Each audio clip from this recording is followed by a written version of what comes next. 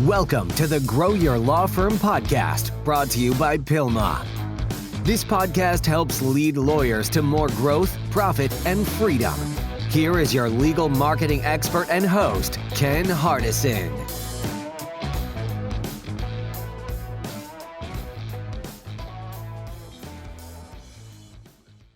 Well, hello, everyone. This is Ken Hardison, and welcome to another episode of Grow Your Law Firm.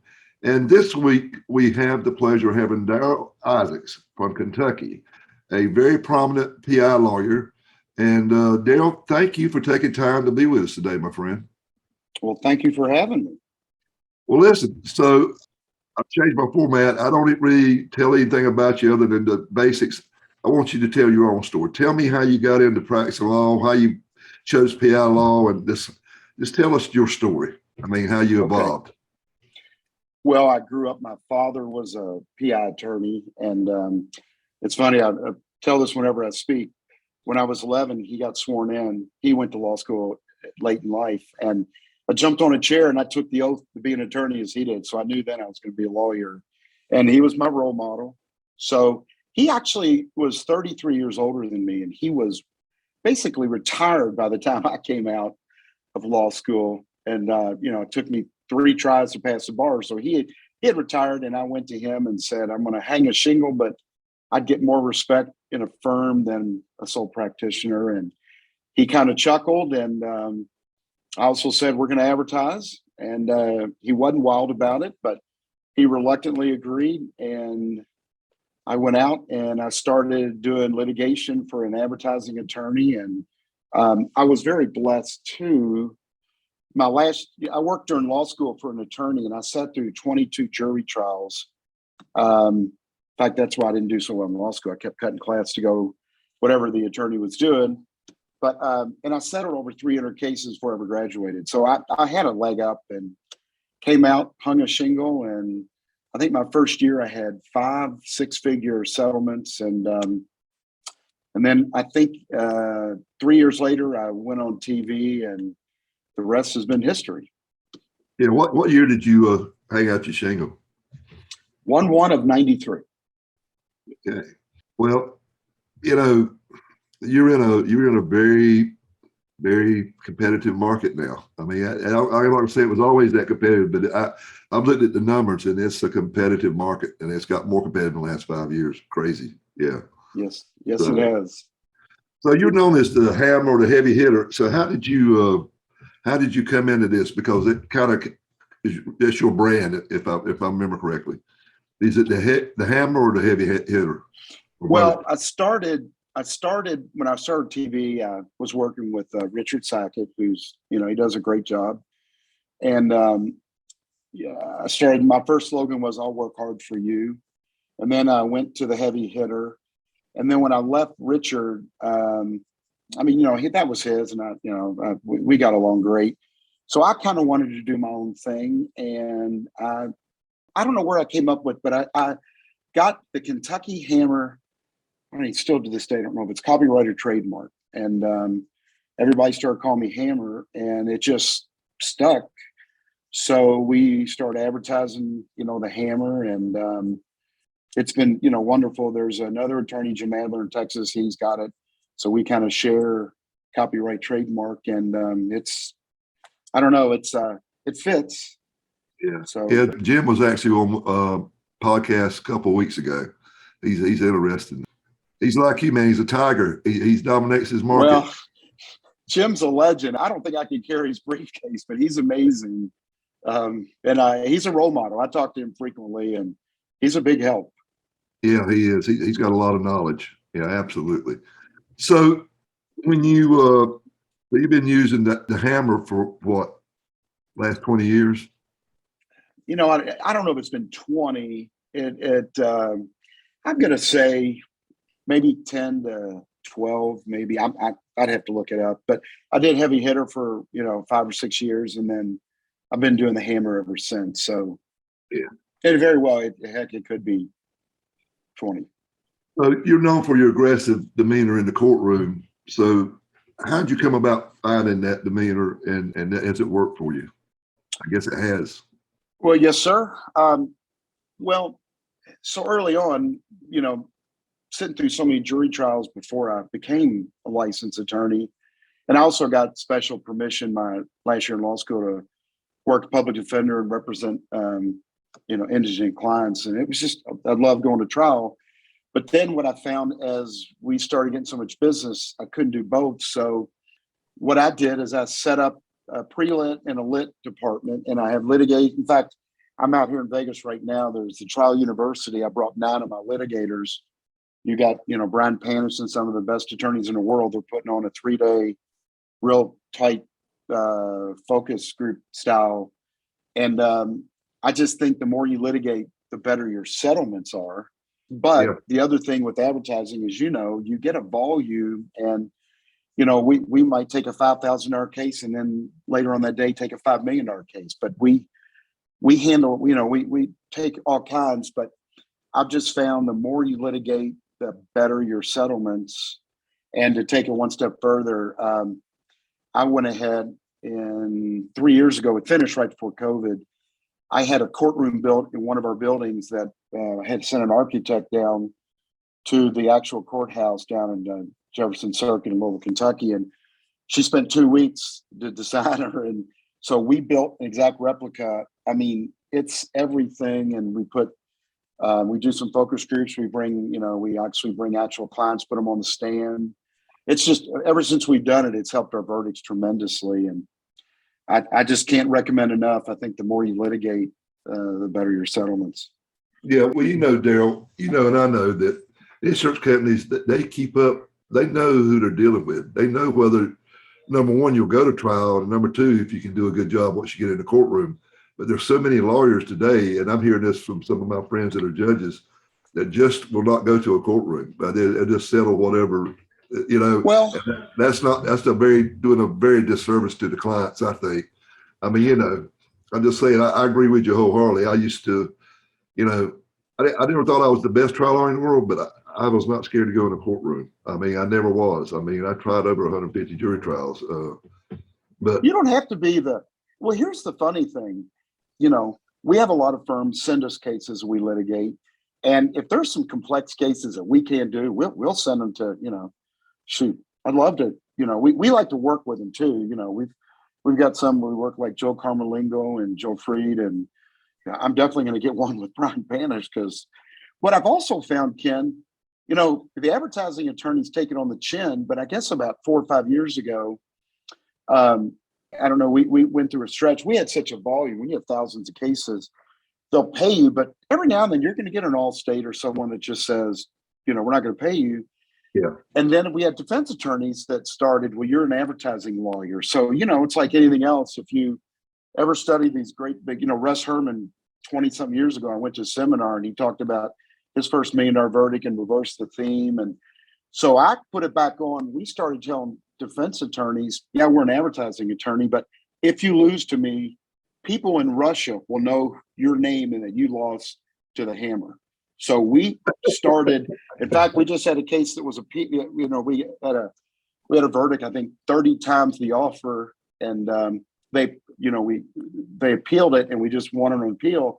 And that night, I'll never forget, this was about 3 years ago, the defense attorney called and said, is there any way you won't publish it? And I thought, hell no, I'm going to tell the whole world. So what I found now, a lot of firms don't want to try cases because we're not going to win them all.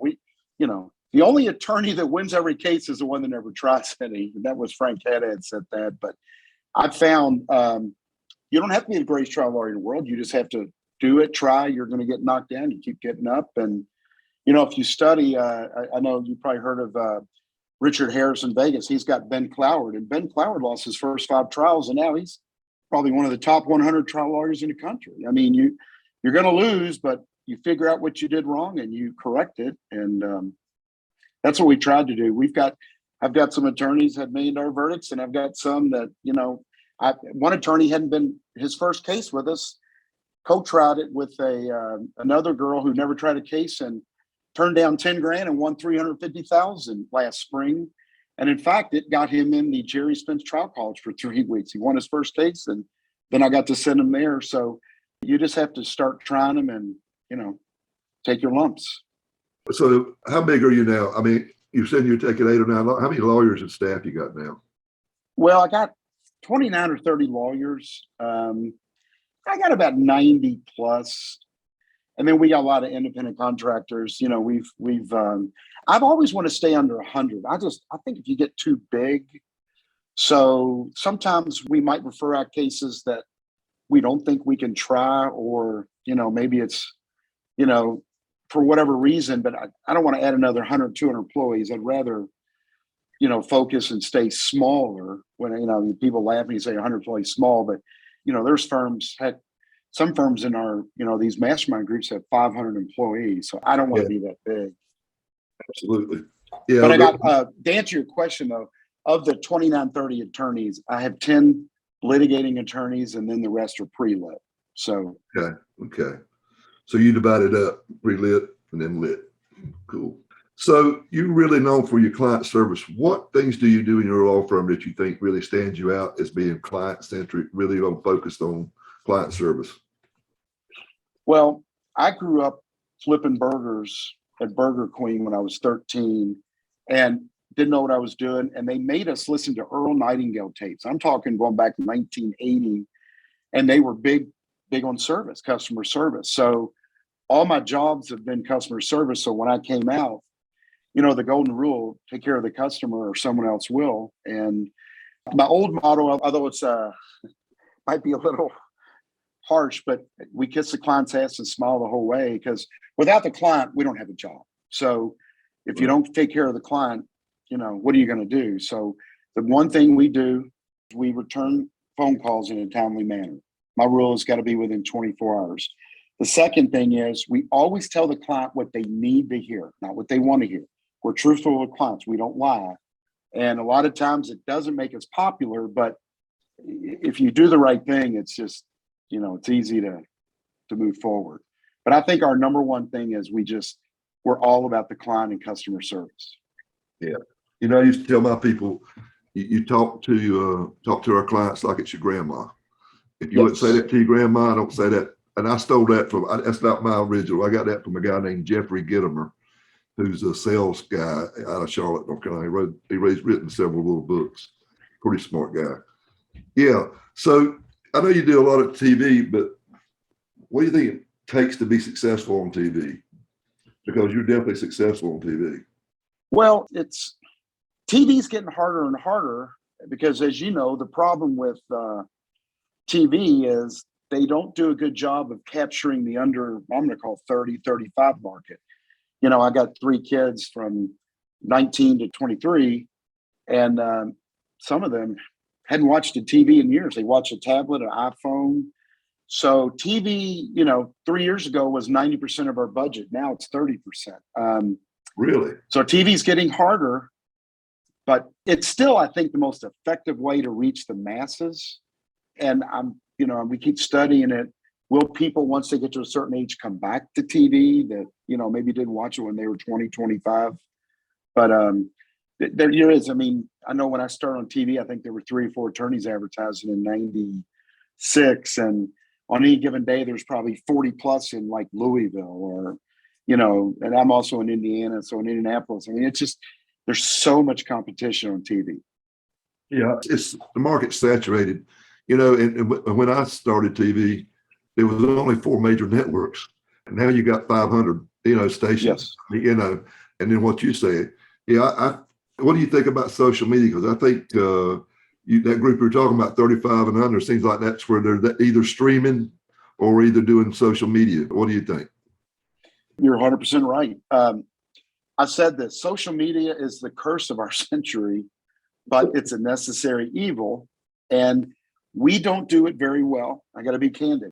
Every day we're hiring companies, firing companies, trying all kinds of things. But, you know, your Facebook, I think, is still the most effective social media from our client base because of the age population. And, you know, what there's, I don't know, 60 billion. I don't know what the numbers are astronomical on Facebook.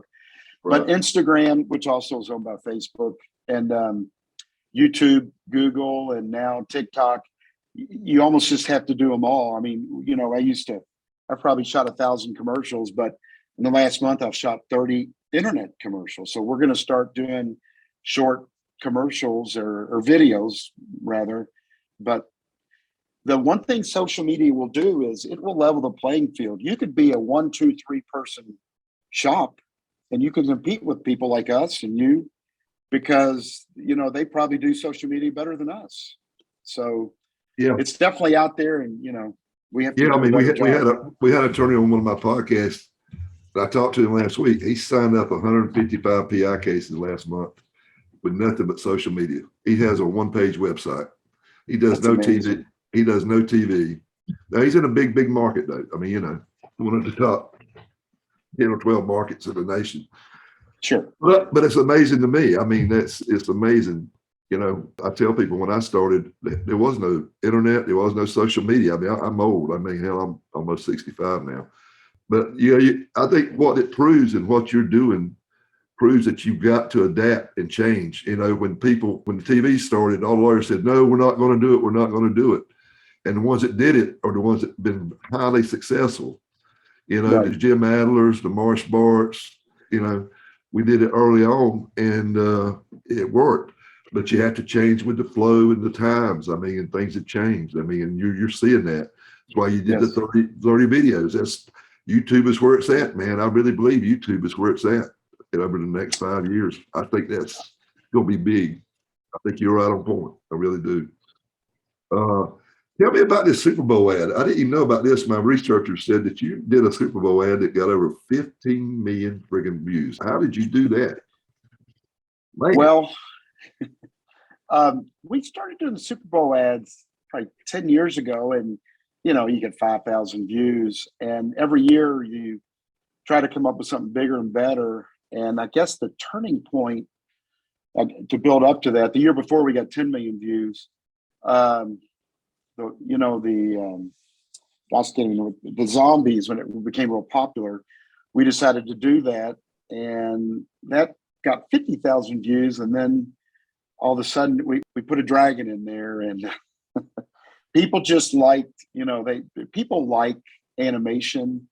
The only problem with the Super Bowl ads is they take a life of their own, and they're so intense and expensive. And, you almost for like 3 months, we got out of what we do and we focused on that. And yeah, it's great to say you got 15 million hits. I can't tell you I got a ton of cases from it, but it's definitely made us, everybody knows who we are. The Super Bowl was just very popular. And in big COVID, with everything, we didn't do it. And because of everything going on, we didn't get to do it this year. But we're looking at coming back next year. It's just, what if I don't get 15 million hits next year? Am I a failure? I mean, it's just, sometimes your success can be your enemy. So yeah, well, you set the bar high, right? Yeah. So, I think, that used to be my deal. I just thought it was overpriced. I never did a lot of Super Bowls, but I've kind of changed my view of that, because the deal right now, TV, I think, is not as good for direct response as it used to be. I think it's good for the brand, and you get some direct response, but I think what a better way to get your name out there than the Super Bowl, one of the most watched TV programs in the world of the year. I mean, so, right. I mean, if you want, you definitely get the reach as you've proven. And the deal is, it's all about name recognition. I mean, let me ask you this. I mean, we talked about, you alluded to it earlier. What do you do when somebody comes in? I mean, I had this happen to me.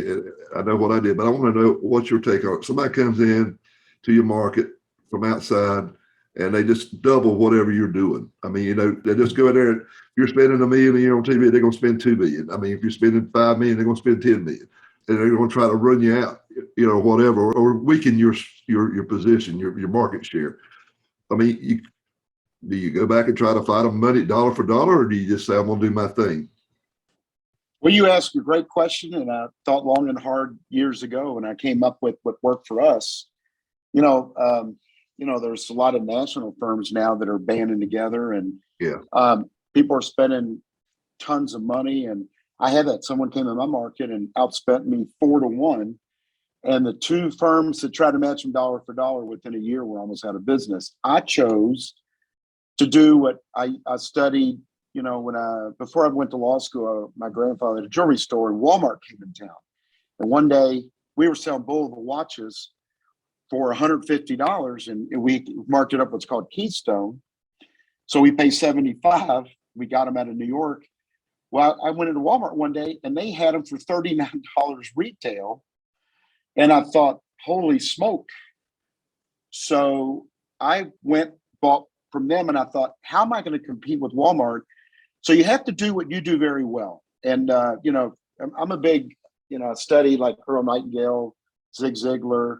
Well, Colonel Sanders was told no 2,005 times before someone gave him a loan. And, he built, the biggest chicken places in the world.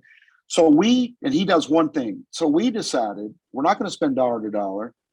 We're going to focus on taking care of the clients we had, give them better service, because, the bigger you get, sometimes clients fall through the cracks. They don't give the service. They get fired a lot. And then the other thing is and that's what started, like you do those mastermind groups, and I went to one of yours, and we started getting together with firms that we don't compete with that have the same problem. They're in Atlanta or Michigan or, Florida.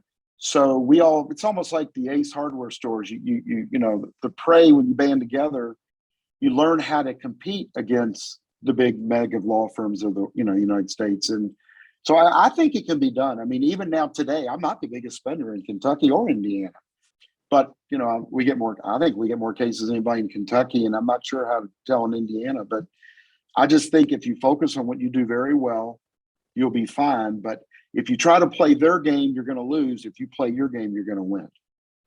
I agree with you. That's the same thing I did. I said, I can't compete dollar for dollar. So we got to focus on something, we got to, and I was big on client service too, just like you were. And I really worked on getting referrals from past clients.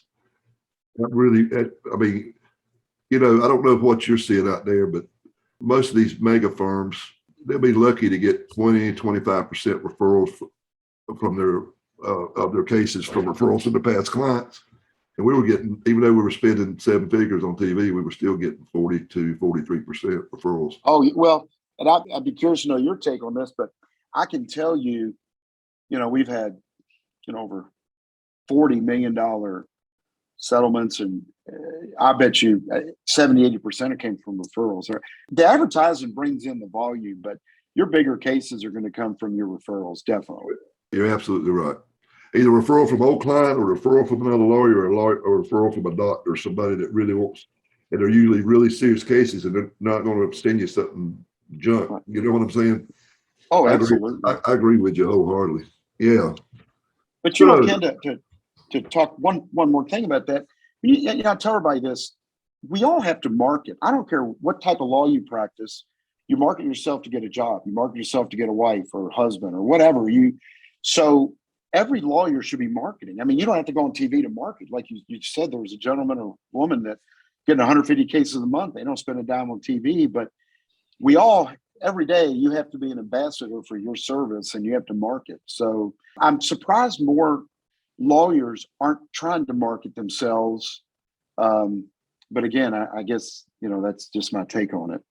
Yeah. Well, I think there's a couple of reasons. Number one is, it's the old reason is, this is a profession, it's not a business. Well, it is it's a profession and it's a business.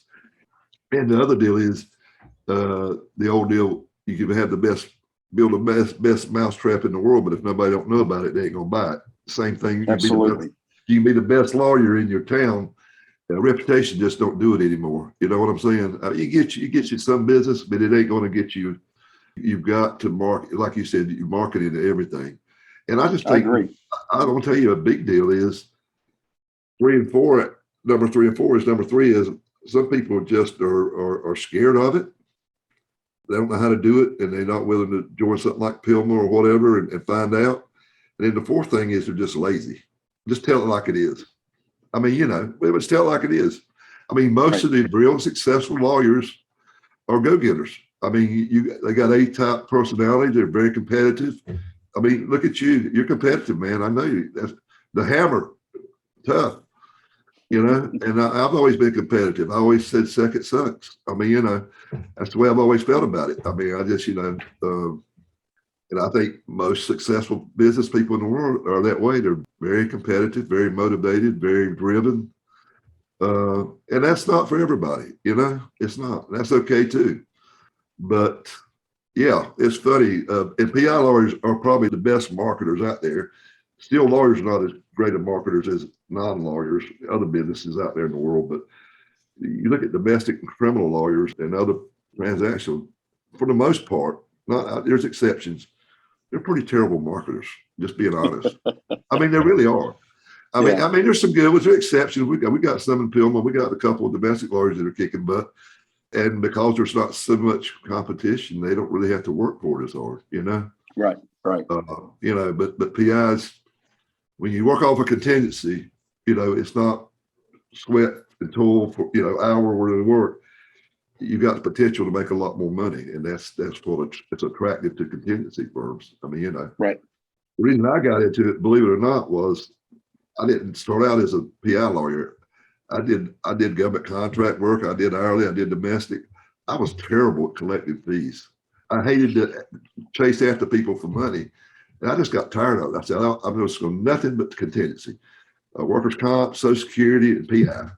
If I can't, that way, when the check comes in, I get my part, or the government's going to hold it back and send it to me.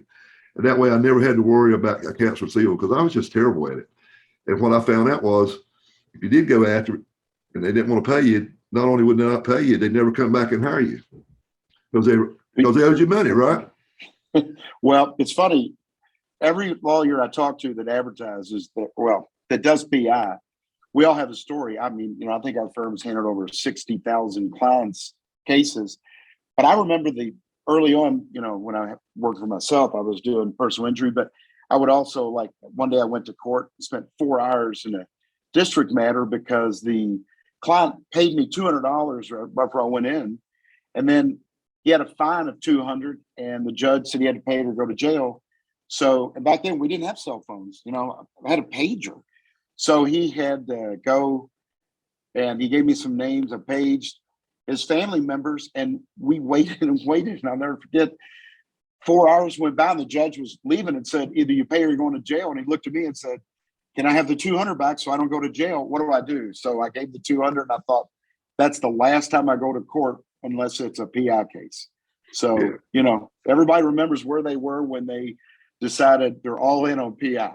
Yeah, absolutely. Well, listen, this has been great. Run out of time. Is there anything you would, if you had to give advice out there to a young lawyer that's trying to get in the PI market or whatever, what would you tell them, Darryl?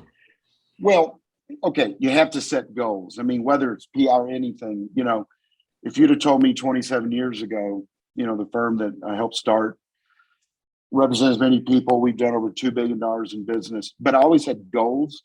And I think everybody should, I used to listen to Zig Ziglar, but the biggest thing that I did that helped my firm grow is you can get anything in life if you help enough people get what they want. So, I mean, I know it sounds basic, but think of it. If you're going to go shoot a bow and arrow at a target, and let's say you don't know where the target is, how are you going to hit it? Well, how can you say by next year I want 500 PI cases if you don't have a plan?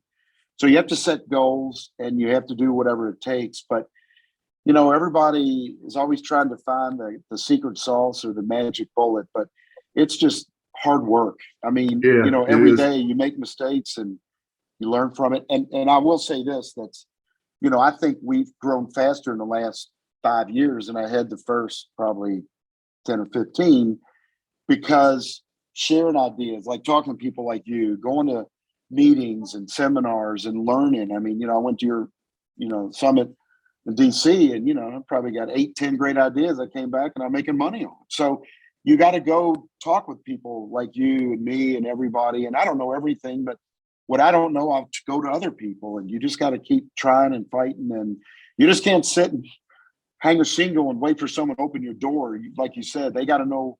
You can have the best mousetrap in the world, but they got to know where to look for it. So you got to put yourself out there. They have some great advice. I mean, it really is. I mean, you got to go out there and get help from other people that have tread that path. Burn that trail. Because what I've found is it's like what you're doing today. Lawyers are usually willing to share. I mean, they're going to share every little secret, but one-on-one, they probably will if you're not their competitors. I mean, I see it at Pilma all the time. We have these events and I see them in the corners or see them sitting down, and they're sharing, they're picking each other's brains, and things like that. So, that's how you learn. Think of, I think early on, I used to go, when I studied the bar for the second time, I'd go to the courthouse. And back then, now you can get a DVD of everybody's trial. Back then you had to copy the file and the pleadings, and they just started videotaping on VHS tapes. But I remember, once it's filed, it's public. It's not plagiarism, it's research. You can use it. I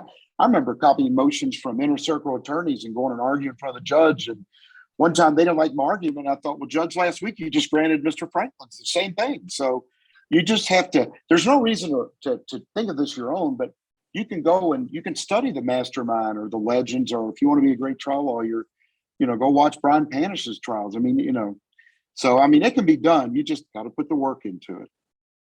Yeah, that's it. You got to want it bad enough to do what it takes to get it done. Yes, sir. Real simple. But it's hard, but it's real simple. Yeah. So thank you so much. If somebody wants to get up with you, what's the best way? Well, I give everybody, I probably give my cell number to 50,000 people. I got an easy cell number, 502-8 - 1 is 7-1000. 502-817-1000. Emails Darryl, DARRYL @callthehammer.com. And every day I get emails, calls. I like I say, the more I give, the more I get. So I'll help anybody. And, I even help people that are in our markets. I mean, I'd prefer to help ones outside the markets. And I started giving a disclaimer, I'll help you, but please don't come and compete with me. But I can't tell you how many lawyers I've had come just walk around. They just go tour our office, talk to our attorneys, and see our courtroom. I've even let lawyers shoot commercials in our courtroom. I mean, I just think you got to help. Lawyers get a bad rap as a whole. So the more we can help each other, the better it is. I mean, there's enough business for everybody, I believe. Yeah, I believe in that abundance too. I always said there was, Well, good deal, my friend. And okay, well, thanks for having me. Yeah, thank you for taking time. I know you're busy as heck, but I appreciate you taking time and helping us here at Grow Your Law Firm. All right, my friend, take care. And okay, till next time, this is Ken Hardison, dedicated to your success.